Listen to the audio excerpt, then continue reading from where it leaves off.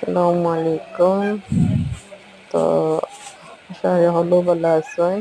আমরাও আছি আলহামদুলিল্লাহ ভালো। তো মাহিয়ে তানরে এইটা হানিটা চারাইছি নুডলস আর আলু চিপস তো একটা মনে হয়ে গেছে তাই হাইটা তো খানার লাগে করলাম আছে। তো আমি একটা ভিডিও করে নিলাম। ব্রয়লার মুরগি না ব্রয়লার মুরগির মাংস দিয়ে করি বেশি ভালো। তো ব্রয়লার মুরগি না গরুর মাংস দিয়া করছি। গরুর মাংস দিয়ে যত মশলা দিলাম, সস দিলাম, এরপরে ও যে একটা মশলা নানি এটা সপ্তাহের মাঝে হাফ বয়েল হইলে আর ওটা ছিটাইয়া খাই নিলে একে তো আমি আমার এটা দেখাই এটা টাইম টাইমে দেই না।